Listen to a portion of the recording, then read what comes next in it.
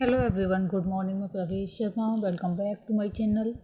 School subject as the tool of school reconstruction and national development के अंतर्गत जैसा कि हम देख रहे हैं कोठारी आयोग के विषय में. कोठारी आयोग 1964-66, तो जिसके अंतर्गत हम क्या क्या देख चुके हैं इस विषय में हम बात करते हैं. आइए.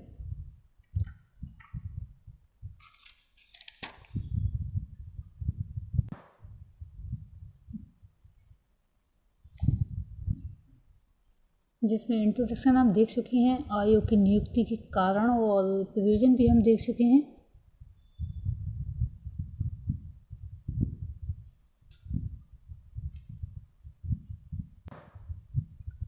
आयोग की नियुक्ति यानी कि अपॉइंटमेंट ऑफ द कमीशन के विषय में देख चुके हैं. अब हम देखेंगे आयोग के जांच के विषय. कौन कौन से विषय आयोग की जांच के रहे हैं. Terms of reference of the commission. 14 जुलाई सन 1964 के प्रस्ताव में शिक्षा आयोग की जांच के विषयों को कुछ शब्दों में यानी कि अग्रांकित शब्दों में बताया गया है कि लेखबद्ध किया गया है. जो लेखबद्ध किए हैं शब्द वे क्या हैं हम आपको बताते हैं. आयोग भारत सरकार को शिक्षा के राष्ट्रीय स्वरूप और उसके सब स्तरों एवं पक्षों पर शिक्षा के विकास के लिए सामान्य सिद्धांतों एवं नीतियों के विषय से परामर्श देगा, यानी कि एक तरह से नीतियों के विषय में परामर्श देगा. आयोग को चिकित्सा या कानून की शिक्षा की समस्याओं की जांच करने की आवश्यकता नहीं है, पर वह इन समस्याओं के उन पक्षों की जांच कर सकता है जो व्यापक जांच की दृष्टि से आवश्यक हैं. शिक्षा आयोग को अपना प्रतिवेदन 31 मार्च सन 1966 तक प्रस्तुत करने का आदेश दिया गया था, किंतु कुछ कठिनाइयों के कारण उसने अपने प्रतिवेदन को निर्धारित तिथि से लगभग 3 महीने पश्चात अर्थात 29 जून सन 1966 को भारत सरकार के तत्कालीन प्रधानमंत्री श्री MC छागला के समक्ष प्रस्तुत किया.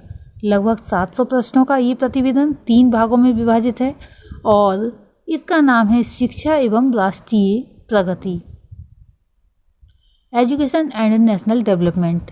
अब हम इसी के साथ देखेंगे आयोग के सुझाव व सिफारिशें. Suggestions and recommendation of the commission. आयोग ने शिक्षा के सभी अंगों के विषय में अपने विचार व्यक्त किए हैं. इनमें से महत्वपूर्ण अंग हैं, वे अंग इस प्रकार से हैं.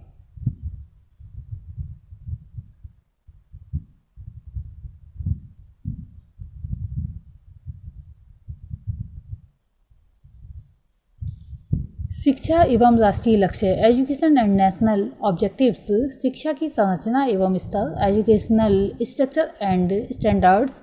अध्यापक की स्थिति, टीचर स्टेटस, अध्यापक शिक्षा, टीचर एजुकेशन, छात्र संख्या एवं जनबल, एनरोलमेंट एंड मैनपावर, शैक्षिक अवसरों की समानता, इक्वलाइजेशन ऑफ एजुकेशन या एजुकेशनल अपॉर्चुनिटीज़, विद्यालय शिक्षा का विस्तार, एक्सपेंशन ऑफ स्कूल एजुकेशन, विद्यालय पाठ्यक्रम, स्कूल करिकुलम, शिक्षण विधियाँ, निर्देशन एवं मूल्यांकन, teaching methods, guidance and evaluation, उच्च शिक्षा, हायर एजुकेशन, स्त्री शिक्षा, women's education,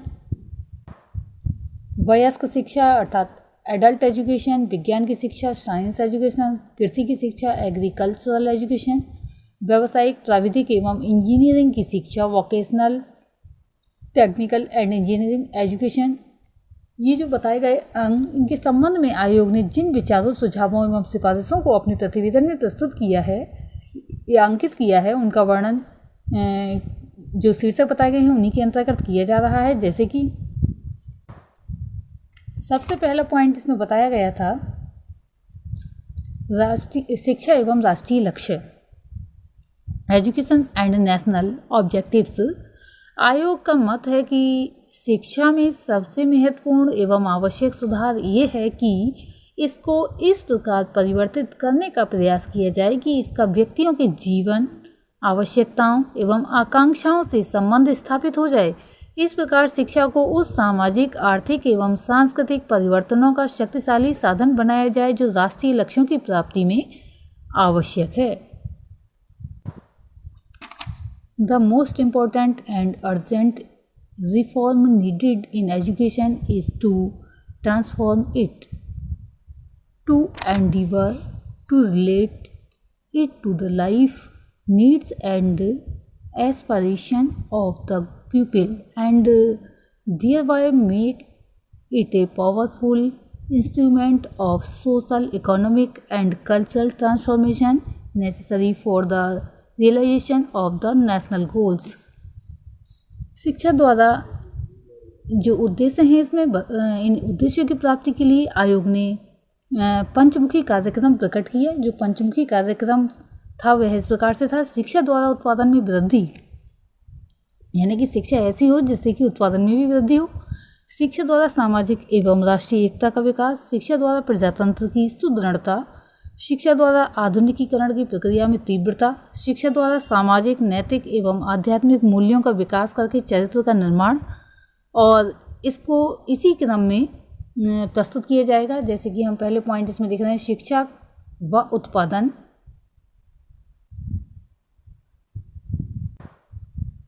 education and productivity. आयोग ने शिक्षा द्वारा उत्पादन में वृद्धि करने के लिए जो सुझाव दिए वे इस प्रकार से: विज्ञान की शिक्षा को विद्यालय शिक्षा एवं विश्वविद्यालय शिक्षा में सब पाठ्यक्रमों का अभिन्न अंग बनाया जाना चाहिए। विज्ञान को कृषि एवं उत्पादन के कार्यों के लिए प्रयोग किया जाना चाहिए। कार्यानुभव यानी कि वर्क एक्सपीरियंस को संपूर्ण शिक्षा का विशिष्ट अंग बनाया जाना चाहिए। माध्यमिक शिक्षा को अधिक से अधिक व्यावसायिक रूप प्रदान किया जाना चाहिए। उच्च शिक्षा में कृषि शिक्षा एवं प्राविधिक शिक्षा पर बल दिया जाना चाहिए। सेकंड पॉइंट हम देख रहे हैं, सामाजिक व राष्ट्रीय एकता, सोशल एंड नेशनल इंटीग्रेशन। आयोग ने शिक्षा द्वारा सामाजिक एवं राष्ट्रीय एकता का विकास करने के विचार से जो सुझाव दिए हैं वे इस प्रकार से हैं: सार्वजनिक शिक्षा के लिए सामान्य विद्यालय प्रणाली, कॉमन स्कूल सिस्टम को राष्ट्रीय लक्ष्य माना जाना चाहिए और इस प्रणाली को 2 वर्ष की अवधि में पूर्ण कर दिया जाना चाहिए। शिक्षा के सभी स्तरों, यानी कि जो प्राइमरी लेवल हैं या फिर सेकेंडरी लेवल या हायर लेवल पर सामाजिक एवं राष्ट्रीय सेवा, सोशल एंड नेशनल सर्विस को सब विद्यार्थियों के लिए अनिवार्य किया जाना चाहिए। सामाजिक एवं राष्ट्रीय सेवा के कार्यक्रमों का आयोजन अध्ययन के विषयों के साथ ही किया जाना चाहिए। प्रत्येक शिक्षा संस्था में सामाजिक एवं सामुदायिक सेवा के कार्यक्रमों को आरंभ किया जाना चाहिए और प्रत्येक छात्र द्वारा इन कार्यक्रमों में उचित ढंग से भाग लिया जाना चाहिए। प्रत्येक जिले में श्रम एवं सामाजिक सेवा शिविरों की नियमित रूप से व्यवस्था की जानी चाहिए और इनमें प्रत्येक छात्र की उपस्थिति अनिवार्य होनी चाहिए। सामाजिक एवं राष्ट्रीय एकता के विकास में सहायता देने के लिए सरकार द्वारा उपयुक्त भाषा नीति यानी कि लैंग्वेज पॉलिसी का निर्माण किया जाना चाहिए।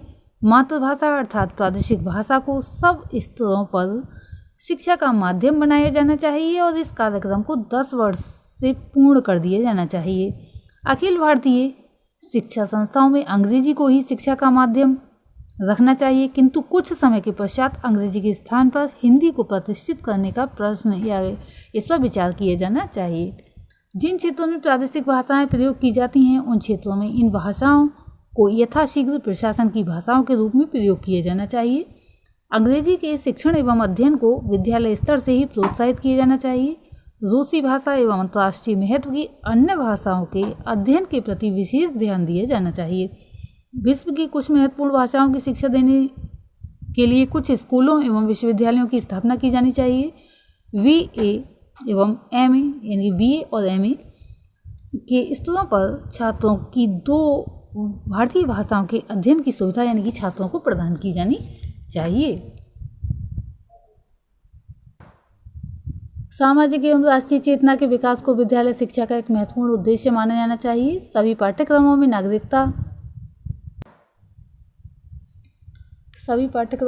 नागरिकता संविधान के सिद्धांतों एवं लोकतंत्री समाजवादी समाज के स्वरूप को विशेष स्थान दिया जाना चाहिए। इसी का हम नेक्स्ट पॉइंट देखेंगे, शिक्षा व प्रजातंत्र की सुदृढ़ता। आयोग ने शिक्षा द्वारा प्रजातंत्र को सुदृढ़ बनाने के लिए जो सुझाव दिए वे इस प्रकार से हैं: 14 वर्ष की आयु तक के बालकों एवं बालिकाओं को निःशुल्क एवं अनिवार्य शिक्षा प्रदान की जानी चाहिए। वयस्क शिक्षा के कार्यक्रमों को 2 उद्देश्यों को सामने रखकर आयोजित किया जाना चाहिए। निरक्षरता का उन्मूलन यानी कि जो निरक्षरता है उसको बिल्कुल जड़ से मिटा देना, व्यक्ति की नागरिक एवं राष्ट्रीय कुशलता और सामान्य सांस्कृतिक स्तर का उन्नयन, माध्यमिक एवं उच्च शिक्षा का विस्तार किया जाना चाहिए और छात्रों को इन दोनों स्तरों पर कुशल नेतृत्व का प्रशिक्षण दिया जाना चाहिए। धर्म, वर्ण, लिंग, जाति एवं स्थिति का भेदभाव किए बिना सब बालकों एवं बालिकाओं को शिक्षा के समान अवसर दिए जाने चाहिए। सब व्यक्तियों में वैज्ञानिक विचार एवं दृष्टिकोण का और सहिष्णुता एवं पहलकदमी, जनहित, समाज सेवा, आत्मनिर्भरता एवं आत्मानुशासन के गुणों का विकास किया जाना चाहिए। नेक्स्ट पॉइंट है इसी का कि शिक्षा व आधुनिकीकरण। आयोग ने शिक्षा द्वारा भारत का आधुनिकीकरण करने के लिए जो सुझाव दिए वे इस प्रकार से हैं। आधुनिकीकरण करने के लिए विज्ञान पर आधारित प्रौद्योगिकी यानी कि टेक्नोलॉजी का प्रयोग किया जाना चाहिए। आधुनिकीकरण करने के लिए शिक्षा को महत्वपूर्ण साधन बनाया जाना चाहिए और इसकी प्रगति एवं शैक्षिक प्रसार की गतियों में समन्वय स्थापित किया जाना चाहिए। शिक्षा द्वारा छात्रों में उचित मूल्यों एवं दृष्टिकोणों का विकास किया जाना चाहिए। शिक्षा द्वारा छात्रों में स्वतंत्र विचार, स्वतंत्र निर्णय एवं स्वतंत्र अध्ययन की आदतों का निर्माण किया जाना चाहिए। सामान्य व्यक्ति के शैक्षिक स्तर का उन्नयन किया जाना चाहिए और इसी का 5th पॉइंट हम देखेंगे, सामाजिक, नैतिक व आध्यात्मिक मूल्यों का विकास। Development of social, moral and spiritual values. आयोग ने ये विचार स्पष्ट किया कि शिक्षा द्वारा विद्यार्थियों के सामाजिक, नैतिक और आध्यात्मिक मूल्य का विकास करके उनके चरित्र का निर्माण किया जाना चाहिए।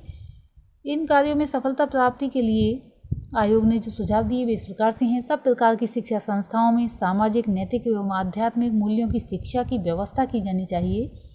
यही शिक्षा विश्वविद्यालय शिक्षा आयोग द्वारा दिए गए सुझावों के अनुसार प्रदान की जानी चाहिए। प्राथमिक विद्यालयों में इन मूल्यों की शिक्षा रोचक कहानियों द्वारा दी जानी चाहिए। माध्यमिक विद्यालयों में इन मूल्यों के संबंध में अध्यापकों एवं विद्यार्थियों में विचार विनिमय होना चाहिए। इन दोनों प्रकार के विद्यालयों के वातावरण को सामाजिक, नैतिक एवं आध्यात्मिक मूल्यों से निबज्जित किया जाना चाहिए। इस कार्य का दायित्व सब शिक्षकों एवं अधिकारियों पर सौंपा जाना चाहिए। प्रत्येक विश्वविद्यालय में तुलनात्मक वर्ग नामक विभाग की सृष्टि की जानी चाहिए। इस विभाग द्वारा ये खोज की जानी चाहिए कि इन मूल्यों की प्रभावशाली, इन जो मूल्य बताए गए उनको प्रभावशाली ढंग से किस प्रकार से इनकी शिक्षा दी जा सकती है। आज के लिए इतना ही, धन्यवाद।